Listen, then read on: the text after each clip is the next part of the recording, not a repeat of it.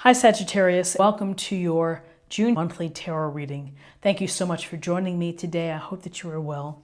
This is a general reading for any sun, moon, or rising Sagittarius sign. And we can use the cards to get a sense of the energies and messages for the month so that you can use this information to help guide you.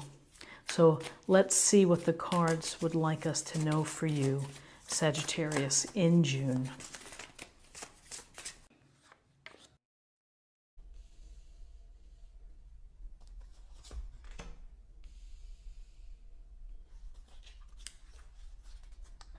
Okay, so we have actually the 14th card, which is Temperance. I can't even pronounce this. Feralite, I'm not sure. Princess of Wands, and then the Seven of Swords. So the Temperance card is a card of finding balance, and it's finding balance between all the aspects of your life: physical, spiritual, mental, and doing what you can to create the perfect balance, the right equilibrium.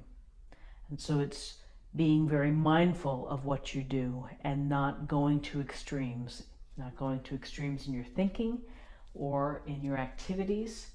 So it's pretty much trying to find the moderate path to allow yourself to try to stay in balance. There's a sense here that you have to take care of yourself.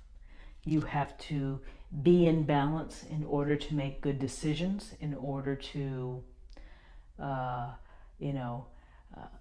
feel good about yourself. I think with Temperance, it's a chance for you to heal, a chance for you to restore. And it's making you aware. Temperance is asking you to be aware of yourself, to be aware of how you're feeling. Often we say, listen to the messages from spirit or guides and kind of let that filter in. But it's truly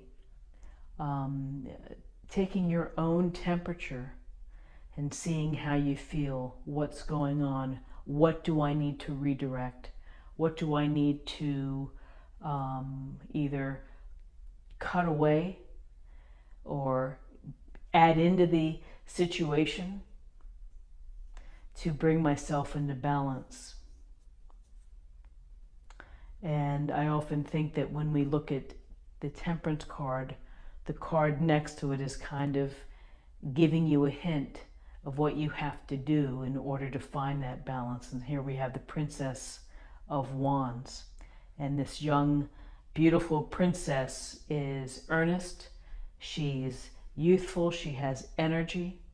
And she has the desire to want to do things, to want to have experiences, to follow her dreams or passions or enthusiasms or, whatever it may be that really makes her feel alive. So this is very much a go get 'em type of energy. So next to Temperance here, it's perhaps in your life you might need to be more of a go-getter and to start new projects or to do some things that are going to bring you fulfillment and to bring you contentment. And this is the early stages. You're getting excited. You have that excitement and the wonder about bringing in these new experiences into your life. But it goes here with, of doing what you need to do, whether it's drinking, hot tea and honey to get yourself physically restored, mentally and spiritually, all of these things, of combining it together. Interesting. Princess of Wands, again, active. And then we have this Seven of Swords. So we have this man here sitting at the desk writing. And we have the swords right here. And so this is quite a departure from the traditional Rider-Waite illustration of someone sneaking away from base camp. But what do we see? We see someone who's really thinking, taking time to write. He may be dealing with some problems. I get a sense that this is on your own. You're going to have to figure some things out. That if you've been in groups or if you've been listening to a lot of people, that this is going to call for you to take the time to problem solve and to work through whatever may be coming your way or whatever struggle that you're working with. Often the Seven of Swords goes toward deceptive behavior, perhaps trickery. In other cases, we may look at it like someone who's a lone wolf who wants to get out and do their own thing and just takes what they need. He has his swords there. He has his pen in hand, his feather pen in hand, and looks deep in thought. So it tells me that he's considering and he's focused on a situation. So that's what I would say with respect to this particular Seven of Swords card, is that this is applying yourself in solitude to be able to deal with an issue. He's using his head. He's using his thoughts. He's using his reason, his reasoning, versus using the sword to battle. So, the swords are about your intellect, about your mental reasoning, about how you really think about things and use your smarts. So interesting with that card. And so, maybe this is a taxing thing that you're dealing with and you really need to find the balance. And through finding the balance, it's a matter also of taking action, getting excited about doing something.